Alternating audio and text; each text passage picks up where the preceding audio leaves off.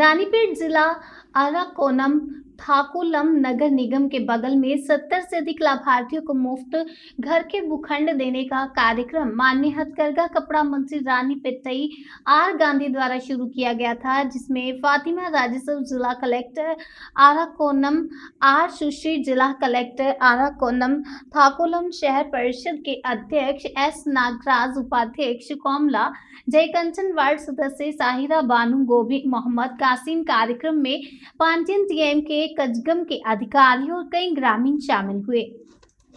தக்கோலம் பேரூராட்சியில் அழகராஜ பெருமாள் திருக்கோவில் பகுதியில் இருந்த 53 வீடுகள் அகற்றப்பட்டது. அந்த 53 வீட்டின் குடும்பத்தாருக்கு பூமி தானம் திட்டத்தில் மாண்புமிகு அமைச்சர் அவர்களின் தீரிய தனிப்பட்ட நடவடிக்கையின் மூலமாக தீர்வு காணப்பட்டு அவர்களுக்கு பத்திரம் ஒப்பளிப்பு விழா தற்பொழுது நடைபெற உள்ளது. இந்த விழாவிற்கு மாண்புமிகு அமைச்சர், மாவட்ட வருவாய் அலுவலர், வருவாய் கோட்டாட்சியர் மற்றும் தக்கோலம் பேரூராட்சி தலைவர், துணைத் தலைவர், உறுப்பினர்கள் வருகை தந்து சிறப்பித்துக் கொண்டிருக்கிறார்கள். இந்த நிகழ்வின் துவக்கமாக தமிழ் தாய் வாழ்த்து இணைந்து பாடுமாறு கேட்டுக்கொள்கிறோம். நீராறும் கடலுடுத்த நிலமடந்து கெழிலொழுகும் சீராறும் வதனமென திகழ்பரத கண்டமிதில் தெக்கனமும் நதி சிறந்த திராவிடனல் திருநாடும்.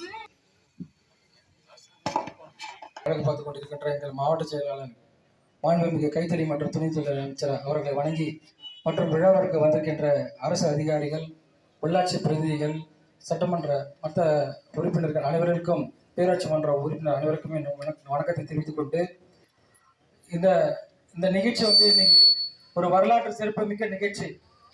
உங்களெல்லாம் தெரியாது, என்னை பொறுத்த வரைக்கும் இந்த வாழ்க்கையில் இது ஒரு முக்கியமான ஒரு நாள். காரணம் என்னன்னா, இந்த கோயில் பிரச்சனை 10 வருஷமா இருந்தது.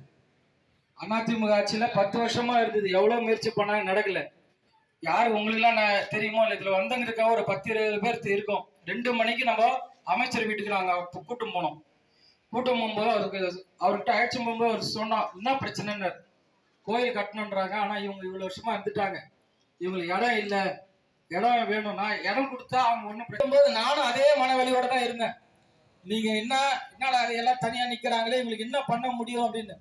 ஆனா நம்ம அமைச்சர்கிட்ட போய் சொன்னோம், சார் அண்ணா அது மாதிரி இருக்குது, ஆனா இது பண்ண முடியுமா அப்படின்னு. உடனே அடுத்த செகண்டே கலெக்டர், அப்போ பாஸ்கர பாண்டியன் சார் இருந்தார், உடனே போன் போட்டு கேட்டாரு, சார் அது மாதிரி பண்ணலாம் சார், இது மாதிரி பண்ணலாம். அவர் ஒரு வழிமுறை ஒன்று சொன்ன அப்படின்னா பண்ணுங்க, அப்புறம் ஏன் பண்ண மாட்டேன்றீங்கன்னு சொல்லி இன்னைக்கு கோயில வரதுக்கு காரணமும் இவரு தான்.